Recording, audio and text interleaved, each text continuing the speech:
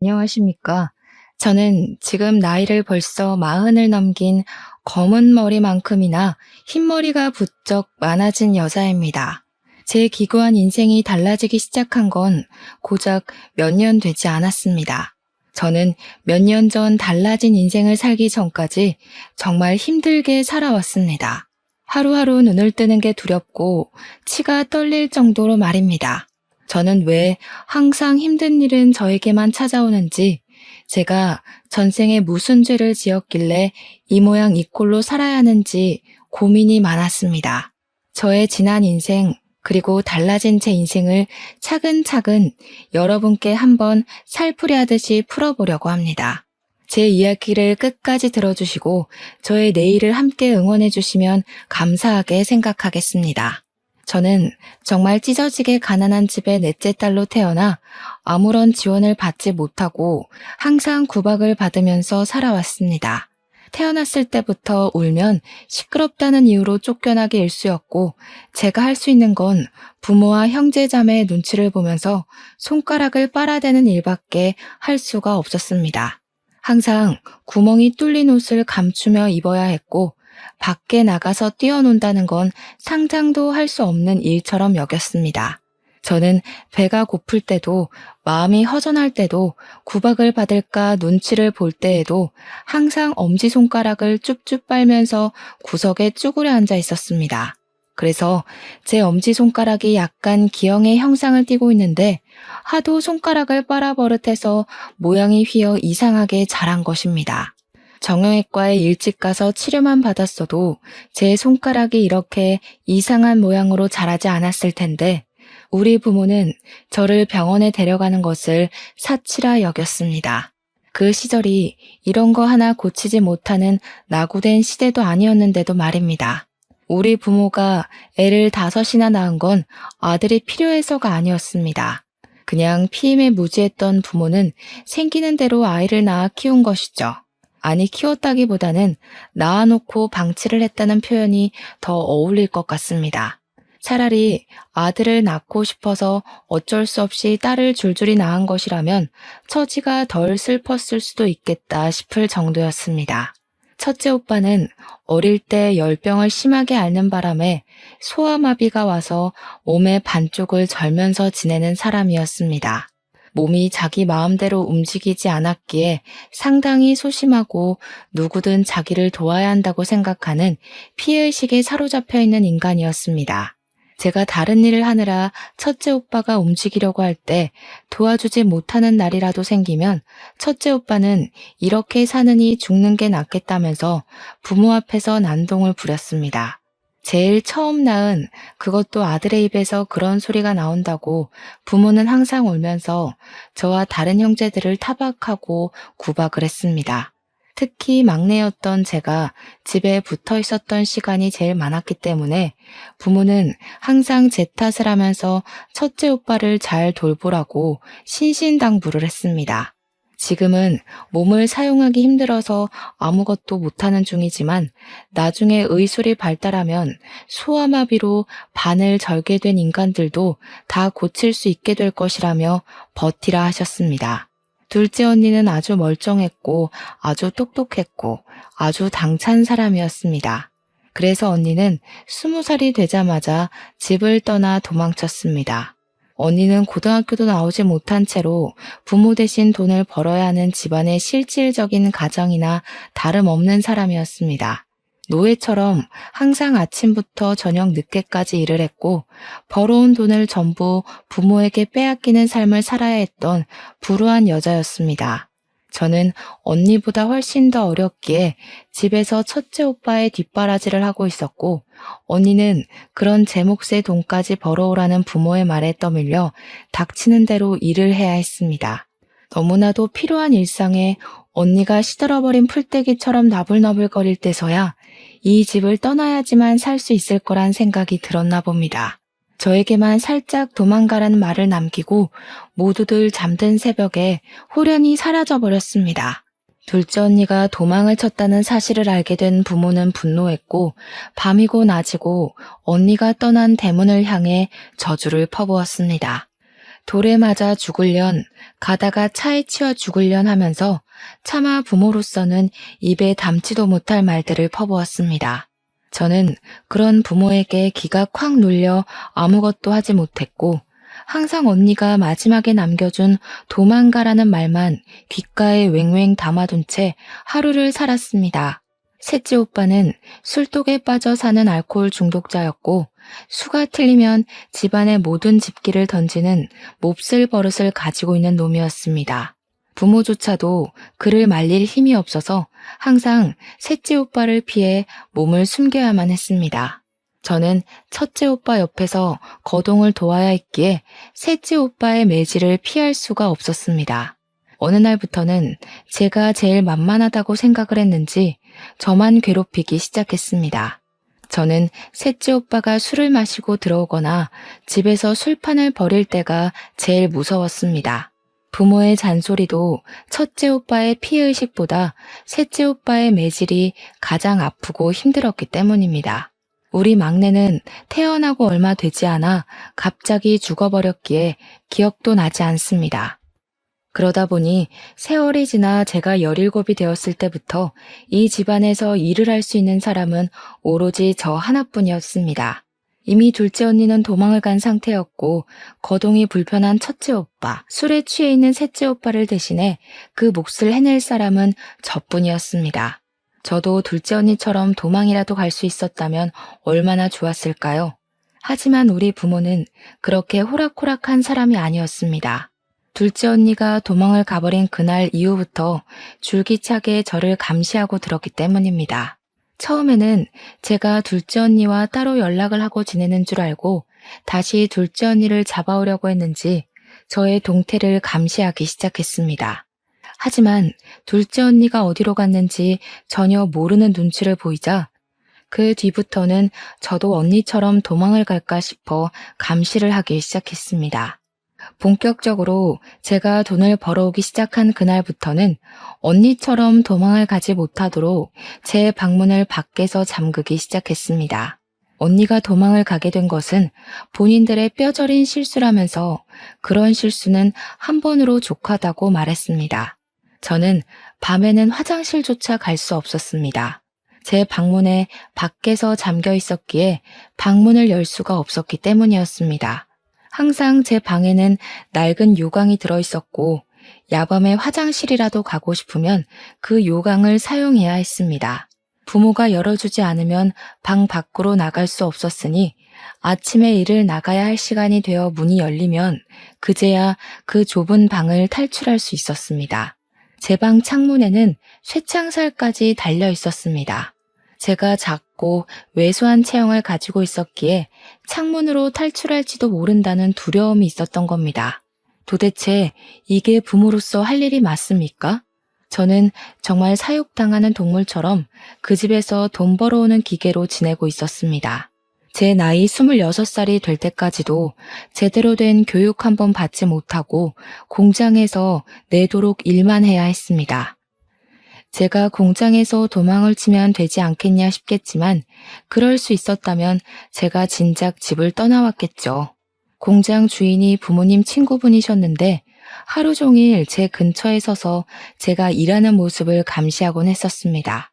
그들에게 저는 언제든지 도망을 갈 수 있는 존재이기도 했고 배은망덕한 피가 흐르는 불손한 존재이기도 했습니다. 제 변명 같은 건 들을 생각도 없는 사람들이었고 부모는 저를 직접 출근시키고 직접 퇴근시키는 귀찮은 일을 하면서도 제가 도망갈까 쉬지 않고 감시를 했습니다. 공장에서 화장실을 갈 때도 항상 2인 1조로 다녀야만 했고요. 제가 힘듦을 토로할 때마다 더 열심히 하라는 채찍질만 저에게 돌아왔습니다. 그렇게 번 돈은 모조리 우리 부모의 통장으로 꽂혔기 때문에 제 주머니에는 떡볶이를 사 먹을 돈 1,000원도 없었습니다.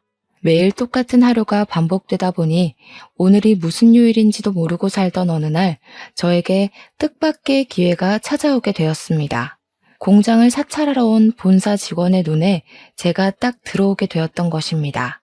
근속도 매우 좋고 야근이고 특근이고 빠짐없이 참여하고 공장에서 저만큼 오랜 시간 꾸준히 일을 했던 사람도 없었던 것입니다. 제 나이 17살 때부터 일을 시작했으니 10년이나 단 하루도 쉬지 않고 근속을 이어간 아주 성실한 인재였던 것입니다. 그러니 본사 직원이 제 근속을 보고 스카우트 제안을 해온 것입니다. 월급을 올려줄 테니 수도권으로 올라올 생각이 없냐는 것이었습니다. 월급이 지금보다 오른다 한들 제 주머니 속으로 들어오는 것이 아니었기에 제겐 그리 솔깃한 제안은 아니었습니다. 특히 우리 부모는 제가 도망을 가기라도 할까봐 죽어도 안 된다고 했는데 본사 직원은 이상하게도 저에게 집착을 하기 시작했습니다. 본사 직원이 뭐가 아쉬워서 저를 자꾸 데리고 가려고 하는지 이해할 수 없었는데 저도 하루 이틀 생각을 해보니까 본사로 가게 된다면 이 지긋지긋한 생활을 청산할 수 있을 것 같았습니다. 일단 부모의 감시를 피하기 훨씬 쉬워질 테고 부모의 두려움처럼 제가 도망을 갈 수 있는 틈이 생기지 않을까 싶었던 것입니다. 쭉 포기하고 있었던 제 삶에 한 줄기 빛이 들어오는 듯한 착각을 하게 되었습니다.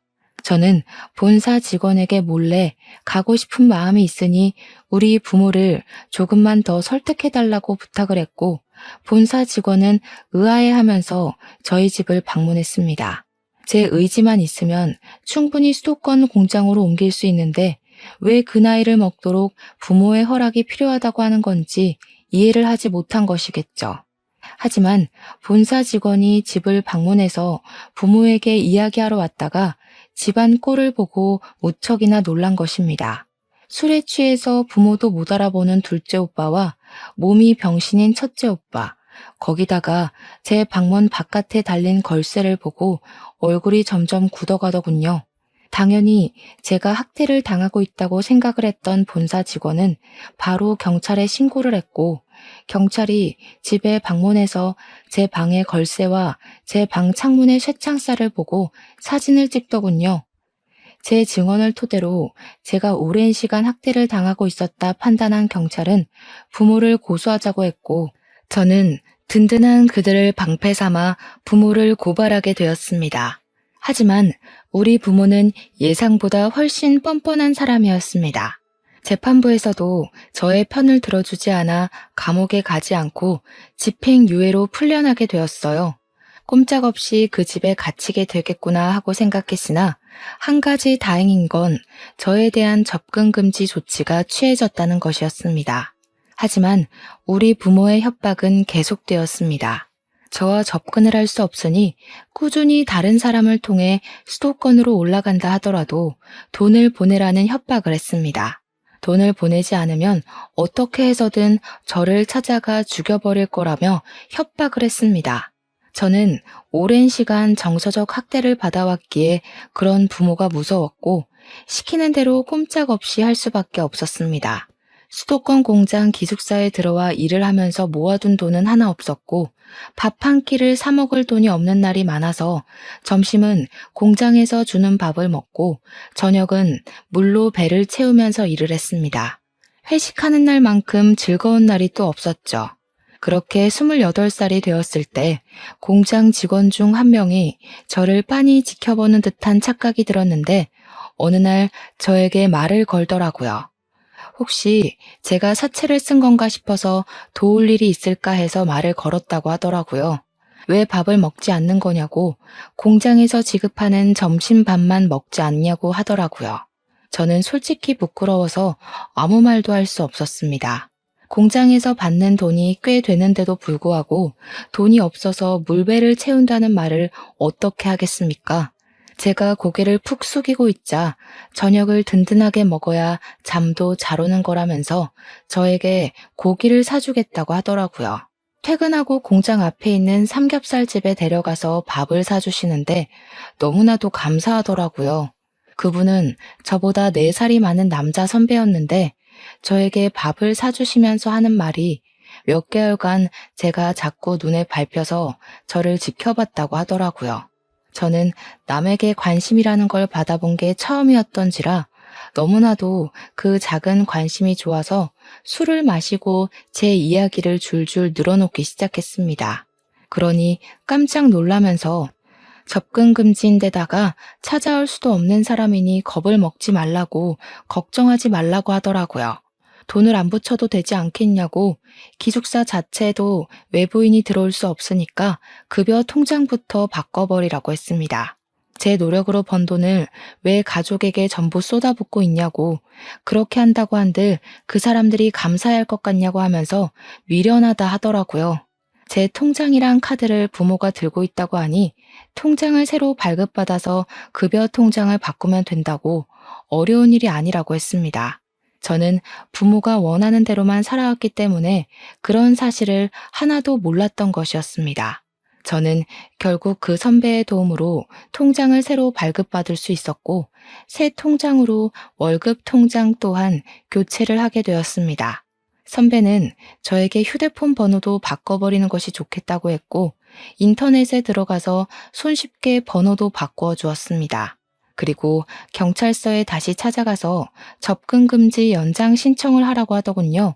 저는 접근금지 연장 신청이라는 게 있는지도 몰랐기 때문에 경찰서에 찾아가 이것저것 물어보았고, 학대 이력과 집행유예 기간을 인정받아 접근금지 기간을 연장시킬 수 있었습니다.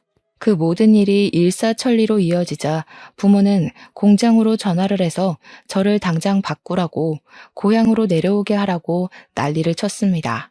하지만 부모의 생때는 저에게나 통했던 것이지 남들에게는 그냥 정신 나간 진상인간들로밖에 보이지 않았던 것입니다.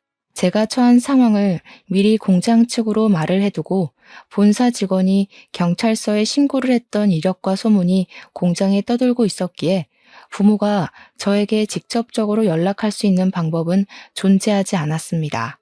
거기다가 접근금지 명령을 어기게 되면 집행유예 기간이라 가중처벌을 받을 수 있어서 부모가 함부로 절 찾아오지 못했습니다.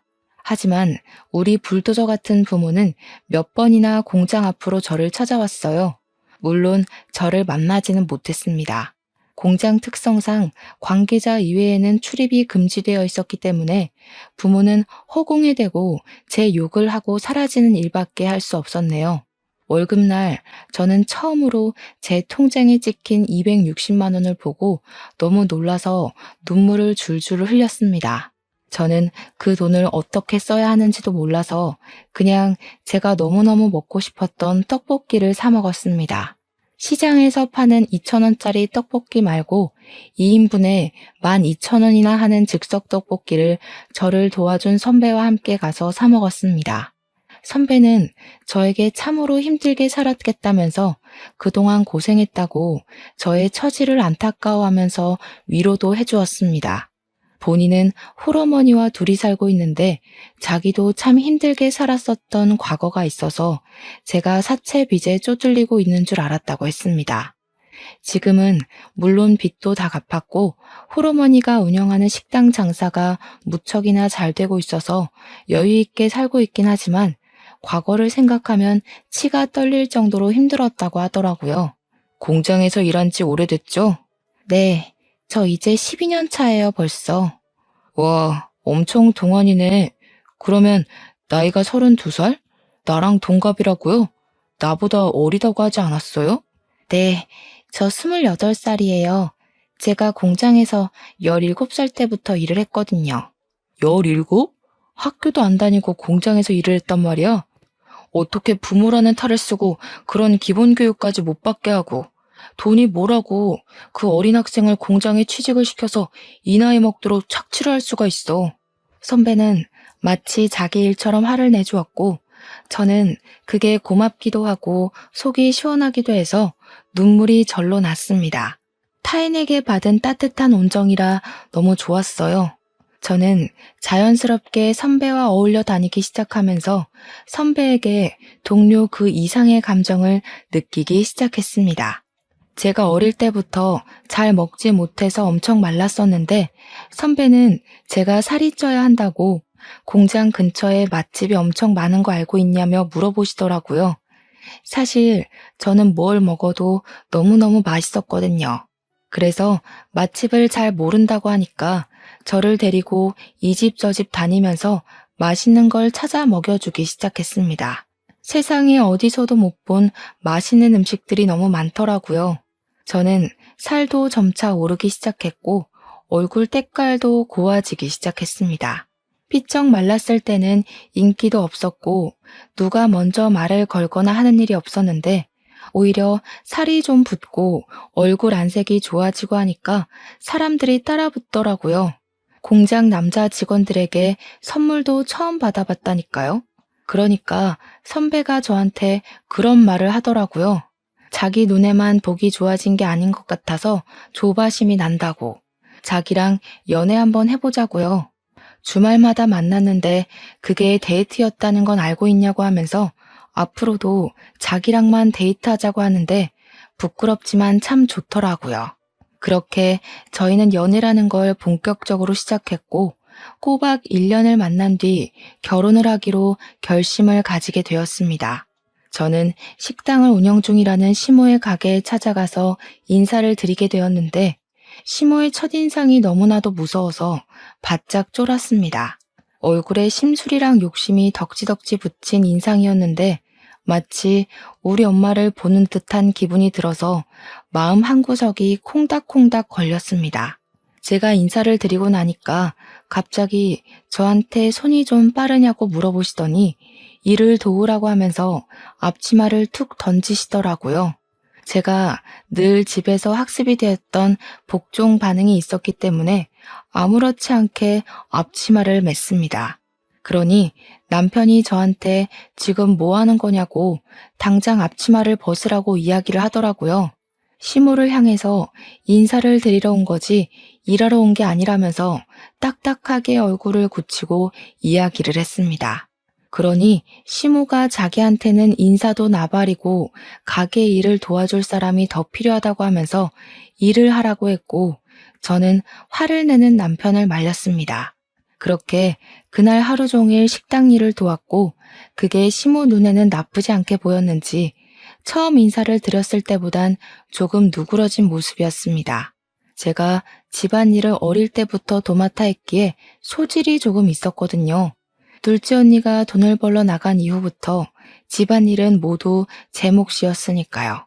식당 일이 모두 끝나고 나서야 남편은 저와 결혼을 하려고 찾아온 거라고 했고 시모는 그때부터 본격적으로 저희 집 호구 조사를 시작하셨습니다.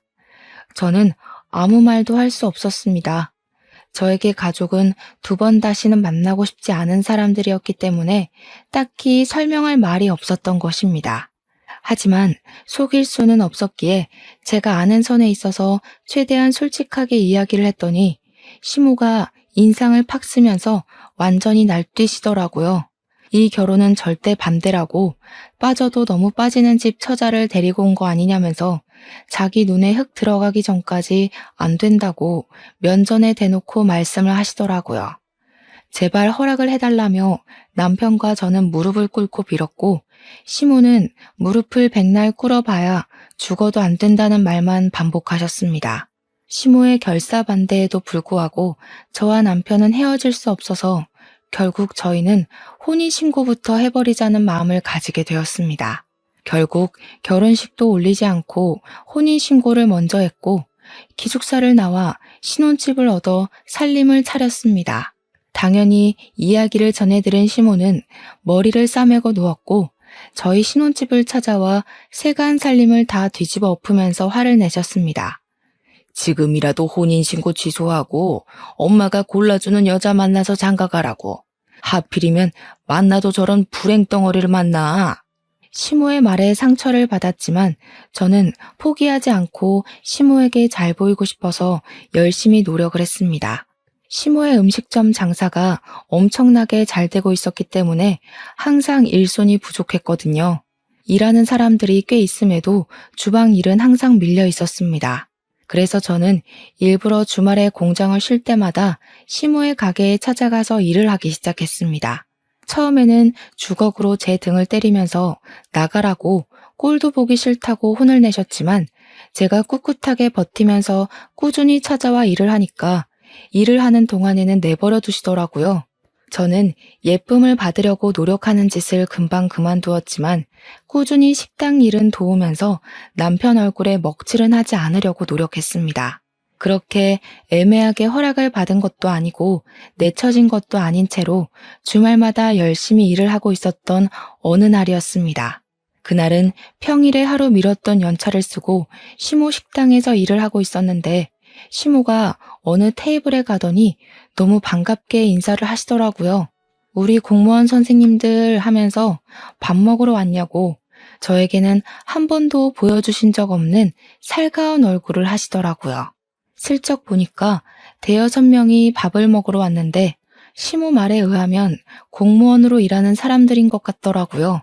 우리 공무원 선생이랑 우리 아들이랑 결혼했으면 너무너무 좋았을 텐데 말이야. 그러니 여자 공무원이 자기 남자친구 있다고 아드님도 좋은 사람 만나겠죠 하면서 말을 돌리시더라고요. 저는 씁쓸한 마음을 감추고 공무원이 안정적인 직장이긴 하지 하면서 속내를 삼키고 있는데 슬쩍 본 얼굴이 이상하게 낯이 익더라고요. 가까이 다가가서 보니까 글쎄 연락이 끊긴 지 십수년이 지난 우리 둘째 언니가 떡하니 앉아있는 게 아니겠습니까? 제가 놀래서 언니 하고 부르니까 언니도 눈이 커다랗아져서는 진서야 하면서 제 이름을 부르더라고요. 언니, 우리 진이 언니 맞아? 언니, 아이고 진서야, 어떻게 살았어? 여기는 어떻게 온 거야? 가족들 전부 이쪽으로 이사 온 거야? 그런 거야? 아니야 언니, 난 집에서 도망쳤어. 혼자 여기 와서 지내고 있고. 주변 사람들이고 시모고 전부 둘이 어떻게 아는 사이냐고 궁금해했고 둘째 언니는 제가 친동생이라며 저를 소개해 주었습니다.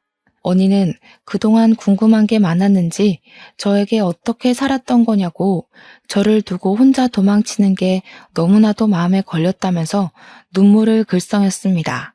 저는 저기 길 건너 공장에서 일을 하고 있고 여기는 우리 시어머니 가게라고 이야기를 하니까 결혼까지 한 거냐면서 무척이나 놀라더라고요.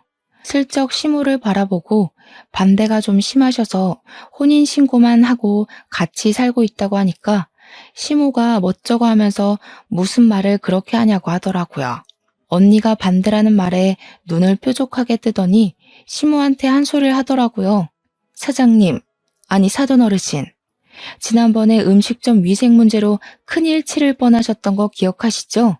그거 저희 공무원들이 지역 발전을 위해서 주위 상권들 전부 최대한 유하게 마무리해드렸고요. 그러니 시모가 우리 언니한테 쩔쩔매면서 잘 알고 있다고 이야기를 했습니다. 앞으로 우리 동생 시집살이 너무 시키지 마시고 잘해주세요. 우리 동생 정말 고생하면서 힘들게 컸습니다. 저는 언니가 제 편을 들어준 것에 감동을 받아 눈물을 찔끔 흘렸습니다. 그리고 언니에게 제가 당했던 일들을 전부 털어놨어요. 부모가 쇠창살을 달고 저를 감금시킨 것, 10년 동안이나 노동착취를 당했던 것들 말입니다. 지금은 접근금지 신청을 해놓고 찾아오지도 못하게 연락처도 바꾸고 살고 있다고 하니까 언니가 아주 똑부러지게 잘했다면서 저를 칭찬해 주었습니다. 그렇게 언니랑은 연락처를 교환했고 서로 안부를 물어보면서 지내게 되었는데 항상 행복이 시작되면 사건이 터지더라고요. 제가 일을 하는 공장에는 여러 가지 조가 있었는데 저는 주 5일만 일하는 주간조였고 남편은 교대 근무를 하고 있었습니다. 남편이 그날은 밤 9시쯤 퇴근을 하는 날이라서 저녁 식사를 미리 준비해 놓고 남편을 기다리고 있었습니다. 평소보다 30분 일찍 8시 반쯤 현관벨이 울리길래 남편이 일찍 퇴근을 했나 싶어서 별 의심 없이 문을 열었는데 우리 부모가 떡하니 대문 앞에 서 있더라고요. 저는 놀래서 문을 닫으려고 했지만 부모가 한 발 더 빨랐고 제 머리채를 쥐어뜯으면서 문을 열고 밀고 들어왔습니다. 저한테 망할 년이니 못돼 처먹은 년이니 하면서 저를 막 이리저리 끌고 내동댕이 치고 발길질을 시작했습니다. 당신들 지금 접근금지 명령을 어긴 거야. 내가 경찰에 신고할 거야. 참나, 너 시간 개념 없는 건 여전하구나. 그거 어제 끝났어, 멍청이야. 제가 결혼을 하고 적금 금지가 끝나가는 걸 체크하지 못했던 것입니다. 신혼생활이 즐겁고 주말이고 평일이고 일하느라 바빠서 신경을 쓰지 못했던 거죠. 저는 망연자실한 기분을 맛보게 되었습니다. 미리미리 연장을 했어야 했는데 제가 너무 바보같이 행복감에 젖어 지냈던 것이었죠. 너 혼자 이런 집에서 잘 먹고 잘 살면 장땡인 줄 알아? 너 부모가 네 오빠들이 어떻게 지내는지도 모르고. 그러지 말고 당장 짐 싸. 당장 내려가게. 도대체 내가 여기서 지내는 건 어떻게 알고 찾아온 거야? 등본만 떼도 싹 다 나오는 걸 아직 모르고 살았니? 내가 가긴 어딜 가. 여기가 내 집이야. 나 결혼도 했고 이제 당신들이랑 같이 살면서 노예처럼 굴지 않을 거야. 나도 내 인생을 살 거라고. 제가 악다구니를 쓰는 사이에 우리 남편이 퇴근을 해서 집으로 돌아왔고 집안 꼴을 보고는 놀래서 거실로 들어왔습니다. 제가 주저앉아서 엉엉 울고 머리는 산발해서 있으니까 남편이 저에게 다가왔는데 그 순간 우리 아빠가 남편의 뺨을 세차게 쳤습니다. 네가 우리 딸을 꼬여낸 못된 놈이냐면서 소리를 지르고 남편은 이거 다 폭력이라고 신고하겠다고 맞서 싸웠습니다. 경찰을 부르겠다는 소리에 부모가 덜컥 겁을 먹었는지 잠시 조용해지더라고요. 자기들이 한 일이 불법적인 일이라는 걸 잘 알고 있는지 말로 하자고 하더니 남편과 저에게 무리한 요구를 시작했습니다. 우리도 돈만 꼬박꼬박 보내주면 이럴 일 없어. 매달 200만 원씩만 보내주면 우리도 조용히 고향 내려가서 살게. 도대체 200만 원이 네 집 개 이름입니까? 제가 한 달에 버는 돈이 잔업 다 해야 260만 원인데 어디서 200만 원을 달라고 하는 건지. 저는 절대로 못 준다고 날강도가 따로 없다고 바락바락 대들었습니다. 우리 남편도 제 의견에 동의를 하는지 그렇게는 드릴 수 없다고 이야기를 했습니다. 그러니 부모가 저를 낳고 키움값 받는 건데 뭐가 문제냐고 당당하게 말을 하는데 도대체 저를 키우는데 돈을 얼마나 썼다고 그런 말을 하는 건지 어이가 없더라고요. 손가락을 하도 빨아서 기형인 것도 매번 구멍난 누더기 옷만 입었던 것도 전부 물려받은 건데 저에게 드린 돈이 도대체 얼마인지 저도 궁금하더군요. 결국 남편이 경찰에 신고를 하겠다고 나서자 일단 본인들은 고향으로 내려갈 테니 돈은 꼬박꼬박 보내라면서 자기들 할 말만 하고 사라지더라고요. 저는 결국 서러운 마음에 언니에게 이 이야기를 했고 언니는 저에게 등본 열람을 막아놨어야 하는 거라고 이야기를 해주었습니다. 저는 몰랐는데 가족 간에도 등본 열람을 하지 못하게 막는 방법이 있다고 하더라고요. 그러면 주소지도 감출 수 있다고요. 언니가 공무원이었기에 그런 부분은 빠삭하게 알고 있었던 겁니다. 언니가 대신 처리를 해주겠다고 해서 저는 언니에게 모든 일을 맡겼습니다. 그래도 이미 집이 들통이 났기 때문에 다시 찾아올 방법은 얼마든지 있었죠. 이를 어찌해야 하나 고민을 하다가 저희는 결심을 했습니다. 일찍 전세를 빼고 시댁에 들어가서 살기로 말입니다. 시모는 저를 보면서 별 지랄을 다 하게 만든다고 구박을 주었지만 저희가 먼저 살아야 하지 않겠습니까? 언제든지 부모가 저를 찾아와서 난동을 부릴 수 있다는 불안감을 가지고 살고 싶지 않았습니다. 그렇게 몇 주간 조용히 지내는 듯 했는데 제가 돈을 보내지 않자 부모가 또 찾아오고 말았습니다.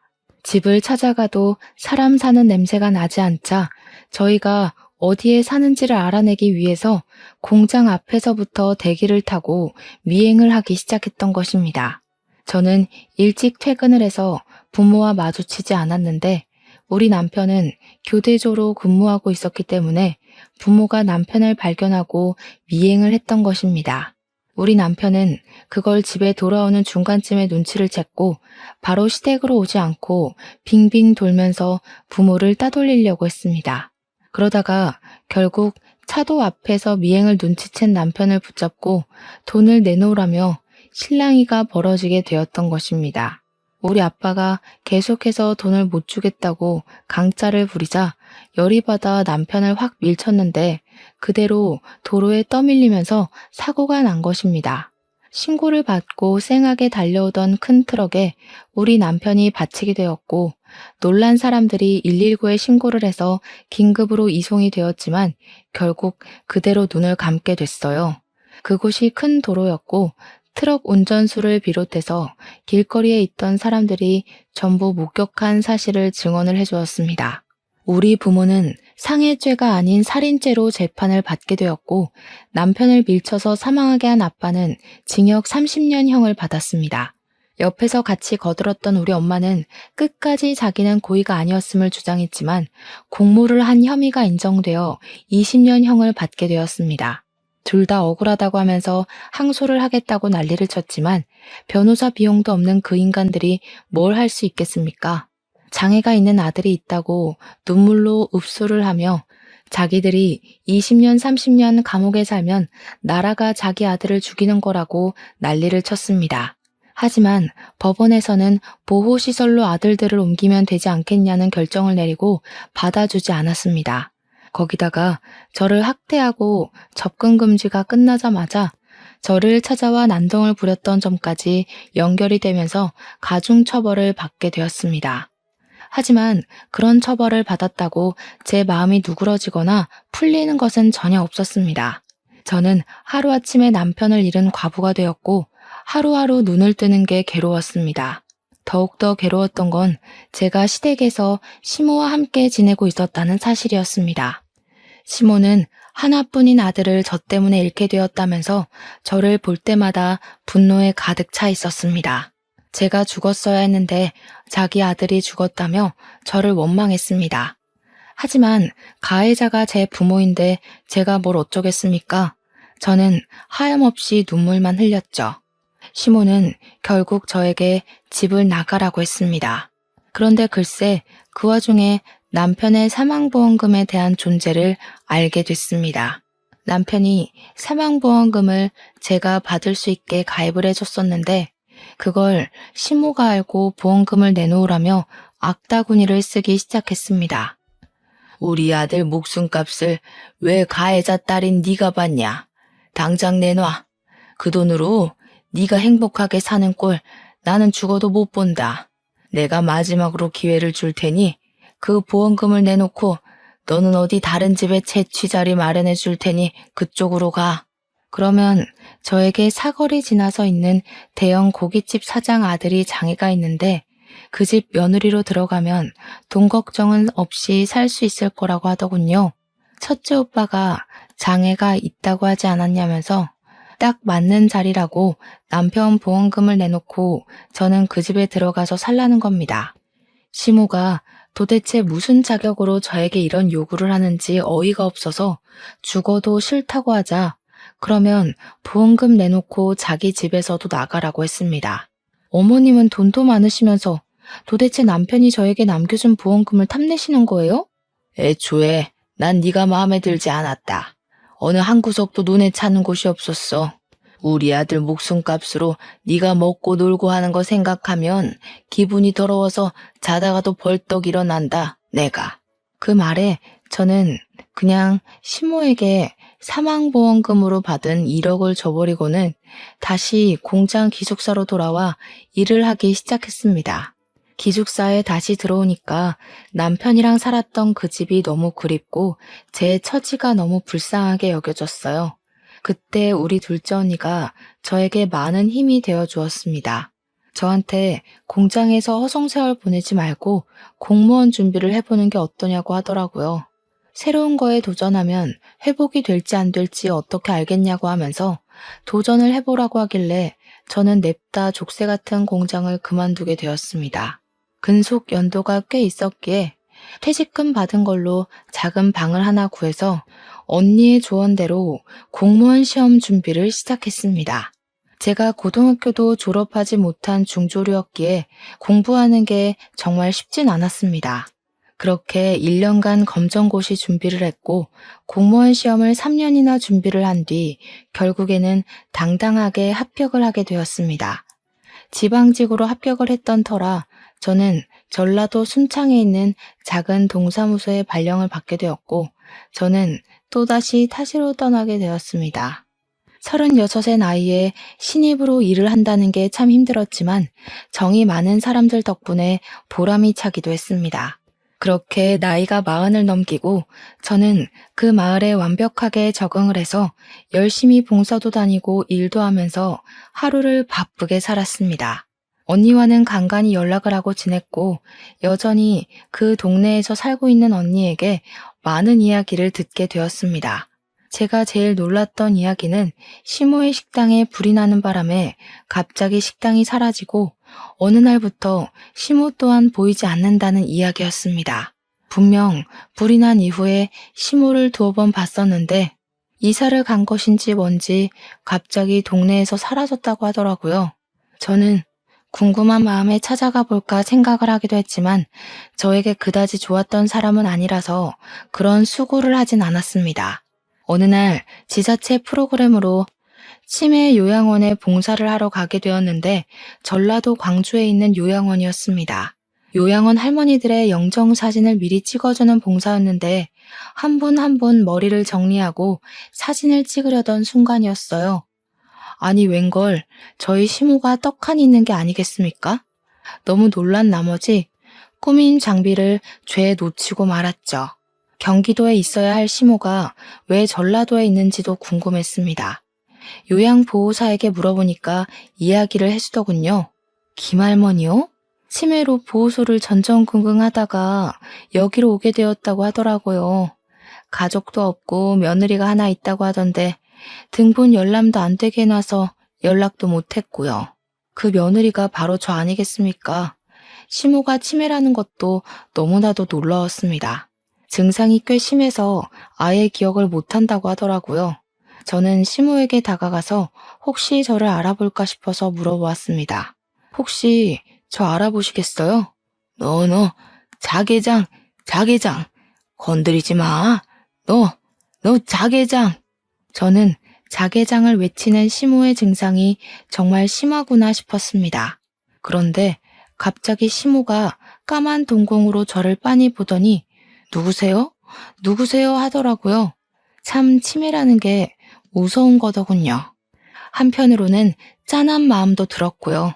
32살부터 40이 훌쩍 넘은 시간까지 남편을 묻고 잘 살고 있었다고 생각했는데 시모를 보니까 또 남편 생각이 나더라고요.